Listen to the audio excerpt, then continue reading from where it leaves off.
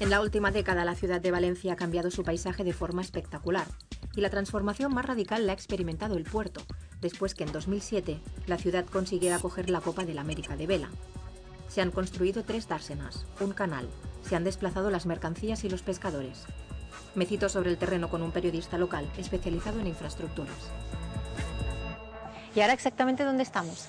Pues mira, esto se trataría de una zona que hace años era toda el mar, y esta es una nueva lámina de agua que se ha ganado con las obras de la Copa de la América.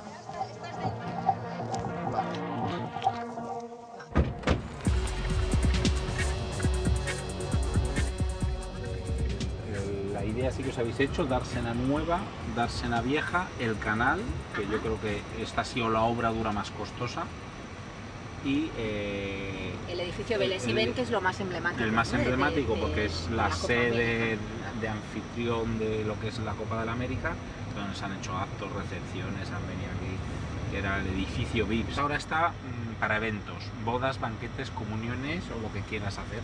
Tú quieres organizar una boda o cualquier cosa y te subes ahí y pagas, creo que en la planta de arriba por un día te cuesta 6.000 euros, si quieres todo el edificio te cuesta 12.000 euros.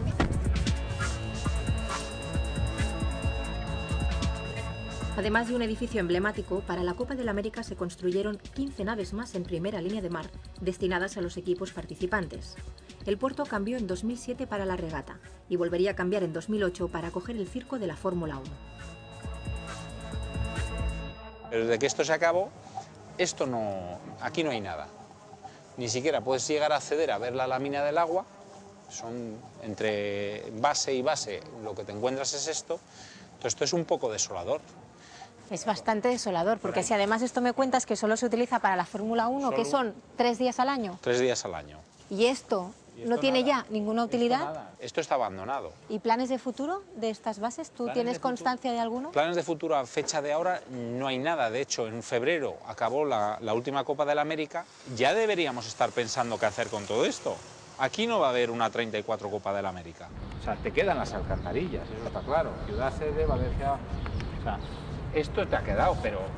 ¿Sabes que en la Expo lo que quedan también son las alcantarillas? Pues yo creo que al final lo único que queda de estas infraestructuras, las alcantarillas con el símbolo. Pero no sé si para conmemorar o para vergüenza, ¿no? Dejo el paseo con Federico a medias. En la puerta de la dársena me espera un responsable del consorcio de la Copa de la América. Este consorcio lo forman Ayuntamiento, Comunidad Autónoma y Estado. ¿Exactamente dónde nos encontramos? Pues mira, estamos en el Pantalán de Megayates. Port America's Cup, que se llamó en su momento, ahora la Marina Real Juan Carlos I, tiene 3 zonas muy delimitadas. Una Marina Norte, con una capacidad de unas 150, 200 amarres para yates de tipo intermedio. La Marina Sur, casi 600 amarres de yates de unas dimensiones más normales, unos 12, 15 metros de eslora. Y esto que es un poco la joya de la corona, que es el Pantalán de Megayates. Aquí tenemos una capacidad de hasta 60 amarres, siempre barcos, embarcaciones de más de 30 metros de eslora. ¿Y a cuánto está de su capacidad? Ahora mismo estamos a un 50% aproximadamente.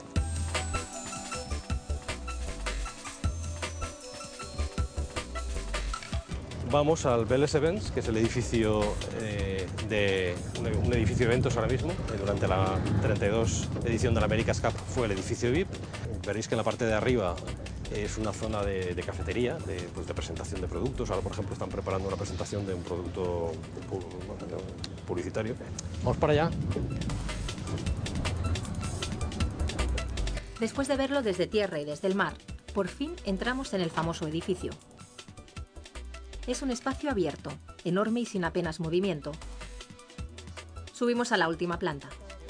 Mientras disfrutamos de las vistas, hablamos de números. José Vicente me cuenta que el consorcio pidió un crédito de 500 millones de euros.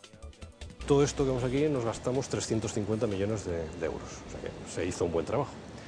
Y luego, claro, la rentabilidad económica, siempre que hay un gran evento, el resultado hay que verlo con muchos años después. Lo que queda, lo importante es el legado que queda, ¿no? Esto dentro de 20 años nadie se acordará de lo que ha costado. La Copa del América la organiza el último equipo ganador. El suizo Alinghi la conquistó en 2003 y al no tener mar buscaba un puerto. Valencia tenía buenas condiciones para navegar y además ofrecía 90 millones de euros al equipo suizo. A pesar de la inversión, el consorcio defiende que cada euro invertido generó otros 8 de manera indirecta. ¿Y ese crédito que estaba abierto? Eso hay que devolverlo. ¿Cómo se devuelve todo esto? Pues esa es un poco la misión que tiene ahora mismo el consorcio. El consorcio tiene que explotar la marina, por un lado vendiendo amarres, ¿no? Y vendiendo amarres no llegamos a ese tope, por lo tanto tenemos un plan de usos del puerto, de la marina, pues con algunas instalaciones que tampoco voy a desvelar ahora porque todavía no están aprobadas, pero es un plan de usos en el que hay construcción de hoteles, etcétera, etcétera. Bueno, yo creo que todo el mundo está muy satisfecho con lo que se hizo aquí, con lo que queda y con lo que puede venir, porque claro, esto tiene una potencialidad tremenda.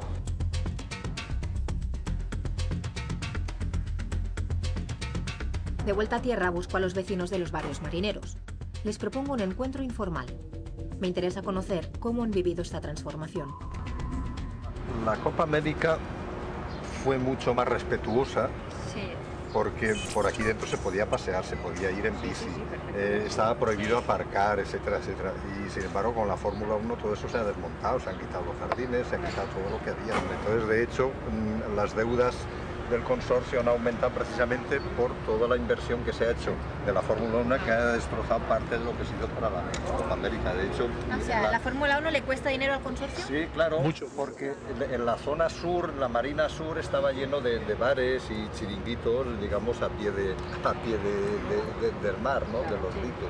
Entonces todo eso se tuvo que desmontar para poner por ahí dentro las pistas de las carreras. O sea, que se han perdido locales de ocio. Exactamente, y empresarios que han ido a la ruina precisamente porque hicieron una gran inversión pensando que esto realmente iba a ser como Mónaco, con los yates ahí. Siguiendo toda esta línea por aquí, Vamos, ha sido absolutamente ruinoso. Es que ¿cómo valoran ustedes esa toma de decisiones? ¿Cómo creen que se hace política? ¿En función de qué? ¿En base a qué? Apariencias, Pues suntuosidad, pero práctico poco. los grandes eventos son eso, es decir, mucha fachada, mucho espectáculo mediático, es decir, y ninguna participación ciudadana. Los ciudadanos lo único que hacemos es digamos, de relleno.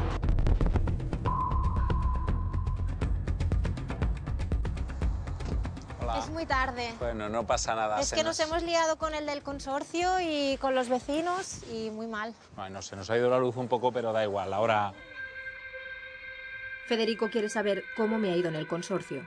Le cuento que son optimistas. Hablan de recuperar la inversión con los amarres y alquilando las bases de los equipos. y si les pedimos los presupuestos y lo que están ingresando, no lo van a Eso dar. sería otro reto. Podríamos ver si tenemos los presupuestos del Decía, vamos a ver, consorcio. ¿usted cuánto está ingresando por esta la base de los chinos? Cuando ya estamos hablando de cosas como la Copa de la América, que son grandes eventos, esto ya pasa a ser una misión imposible, conocer los datos reales. No los facilitan nunca.